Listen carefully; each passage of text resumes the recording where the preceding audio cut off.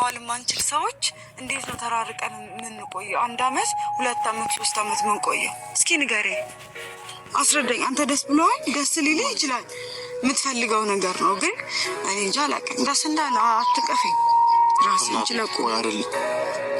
ተረጋጊ። አሁን መረጋጋት። እኔ ምንም አላልኩም። ደስ ብሎኛል። አንተ አሁን እኮ አሁን ወይ ስሜታዊ ሆነሽ ሊሆን ይችላል። አስቢበት እስቲ እኮ ሂድ፣ በቃ ችግር የለውም እኮ ሂድ። ይቅርታ የራሴን የአንተን ፊሊንግ ትቼ የራሴን ፊሊንግ እንትን ስላልኩ ደስ ብሎኛል። እውነት እግዚአብሔርን ይክና ፈጣሪ እጸልይልሃል። ግን አሁን ባትጫነኝ ደስ ይለኛል። ልግባ ቤት። ከፋኝ እንደገና ከፋኝ እንደገና መረረኝ ከፋኝ እንደገና መረረኝ የሚባለው እዚህ ጋር ነው ማለት ነው። እንዴ በዚህን ቅጽበት አላዛር ምን ነክቶሃን? በዚህን ሰዓት በዚህን ቅጽበት እንዴት ጥዬሽ ይሄዳለሁኝ ብለህ ታሰብከው? እኔ አላቅም። ብቻ በጣም ከባድ ነው ለትንሱ። ይሄ ከባድ መርዶ ነው ማለት ነው። ሰላም ሰላም፣ ውድና የተከበራችሁ የቻናሌ ተከታዮች እንዴት ናችሁ? ያለው እግዚአብሔር ይመስገን ሰላም ነኝ። እናንተ እንዴት ናችሁ? በያላችሁበት የዓለም ዳርቻ ሰላማችሁ ብዝት ይበልልኝ ውድ ተከታዮች ማለት ነው።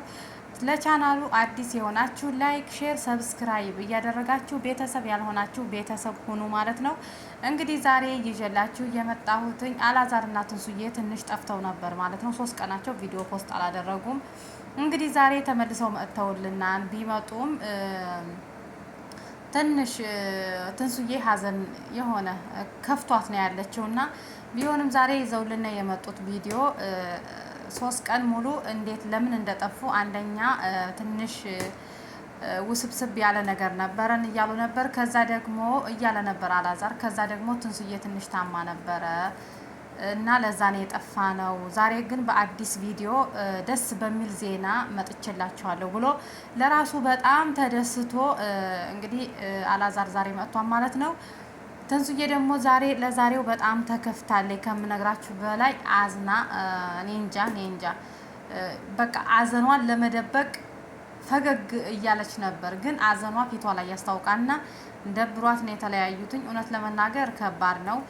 እሱ ራሱ በዚህን ቅዝፈት በዚህ ትኩስ ሀፍላ ፍቅር ላይ እንዴት አስበኸው እህቴ አክስቴ ወደ ውጭ ሀገር ፕሮሰስ ምናምን ብለህ እንደዚህ ፕራንክ ነው በለን። ለኛ ራሱ ለተመልካቾቹ ራሱ ከባድ ነው። እንኳን አይደለም ለትንሱ ለኛ ለተመልካቾች ከባድ ነው።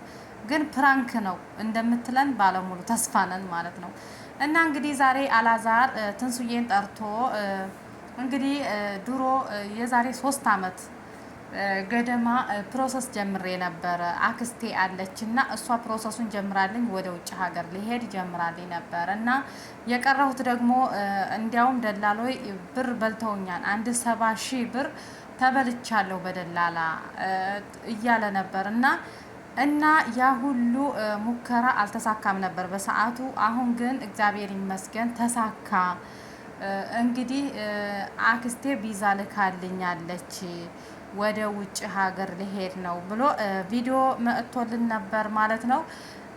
በጣም ከባድ ነው ለትንሱ፣ በጣም የሚያሳዝን ዜና ነው ማለት ነው። እኛ በእናንተ ፍቅር ደስ ብሎን ፍቅራችሁን እስከ መጨረሻው እያልን እናንተ ግን ለምን አንተ ባጭሩ ቋጨኸው?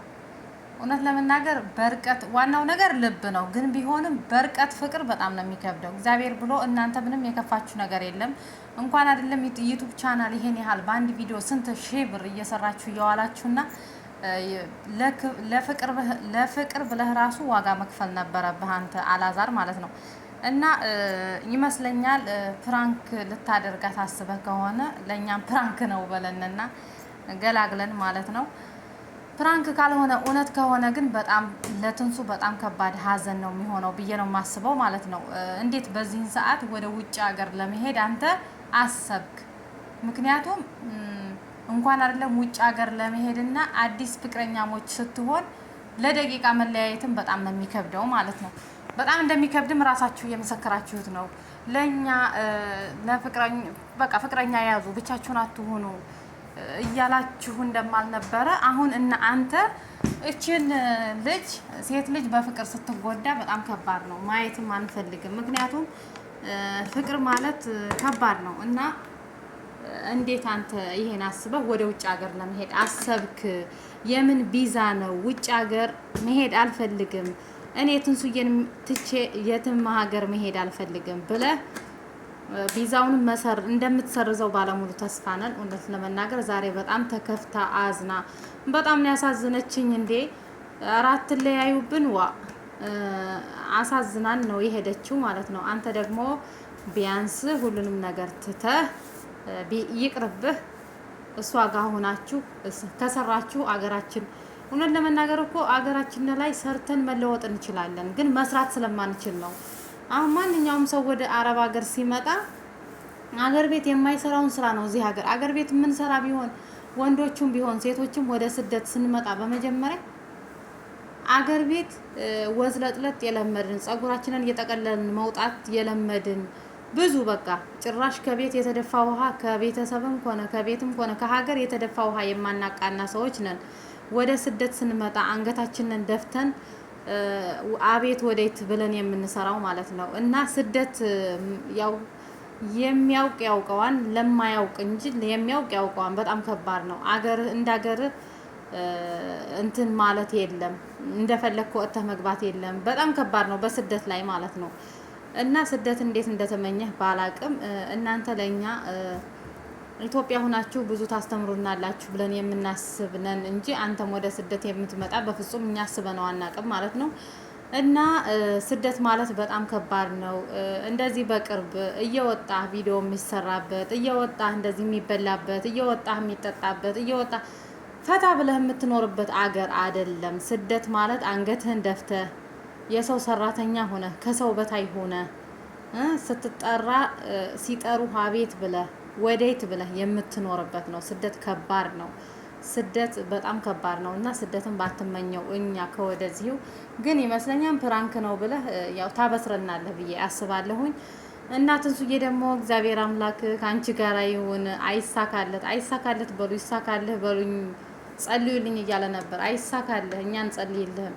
የራሳችን ስንት ችግር አለብን የምንጸልየው እንኳን ላንተ ልንጸልይና እንዴ የሚጸለይለት እኮ ለታመመ ለተከፋ በረንዳ ለሚያድር አምላኬ ሆይ በረንዳ ለሚያድረው ቤት ስጠው፣ ለተከፋ አስደስተው፣ ከፍቶ ለታየ ሰው ነው ጸሎት የሚደረግለት። ለአንተ ለተመቸው ሰውዬ ውጭ ሀገር እንዲሄድ ያውም የምትወደው ፍቅረኛውን ትቶ ውጭ ሀገር እንዲሄድ ጸልዩልኝ ይሳካልኝ። ኧረ እኛ እንጸልይልህም። ትንሱ ራሱ አትጸልይልህም እንኳን አይደለም እኛ ተመልካቾችና ማለት ነው። እና ሀሳብህን ትሰርዘዋለህ ብዬ ሙሉ ተስፋ አለኝ አላዛር። ይሄ ሀሳብ ትክክል አይደለም፣ ጭራሽ ትክክል አይደለም፣ ጭራሽ ማለት ነው። እና እንግዲህ ሁሉንም ነገር ሰርዘህ እንዴት አዲስ ፍቅር ተገብቶ እንዴት ነው ወደ ውጭ ወደ ስደት እንዴ? መለየት እኮ በጣም ከባድ ነው፣ እንደምታስበው አይደለም። የምትወደውን ሰው በሩቅ ማየት በጣም ከባድ ነው እንዴ! በጣም የርቀት ፍቅር ሲባል በጣም ከባድ ነው። በጣም ማለት ነው። በመሀል ብዙ ነገር አለ፣ ንፋስ ይገባን። እሷ ደግሞ ኢትዮጵያ ውስጥ ናትኝ። ኢትዮጵያ ውስጥ ስትኖር ደግሞ ሴት ልጅ ናት። ብዙ ነገር ሊያጋጥማት ይችላል። በየቀኑ ለአንተ አዲስ ነገር ይመጣልሃል። አንተ እዛ ሂደህ ምን የምታገኘው ነገር ቢኖርህም ባይኖርህም የእሷን ምንነት ያው እየሰማህ ስለምትውል ወር አትቆዩም። አጭሩን ወር በጣም ከባድ ነው። የርቀት ፍቅር ማንኛውም ሰው ያውቀዋል። የሚያውቅ ያውቀዋን፣ የማያውቅም አያውቀውም። እና ለፍቅር ተብሎ ራሱ ዝቅ ተብሎ ዋጋ ተከፍሎ አብረህ እውነት ትክክለኛ ፍቅር እንዳላችሁ እያሳያችሁ ስለሆነ ለፍቅራችሁ ብላችሁ ራሱ ለፍቅራችሁ ብለህ ራሱ ዋጋ መክፈል ነበረብህ ማለት ነው። ይሄን ያክል በዚህ ደረጃ ትሄዳለህ እና ነገ ኤምባሲ እያለ ነበር እንግዲህ ወደ ኤምባሲ ትኬት የሚባለው ነገር እኔ አላውቅም። እና ከባድ ነው፣ እንደምታስበው አይደለም አላዛር። ሀሳብህን ሰርዝ። መለየት በጣም ከባድ ነው። የርቀት ፍቅር በጣም ከባድ ነው። በዛ ላይ ደግሞ ወር አትቀጥሉም አልኩህ። ወር በጣም ነው የሚከብደው።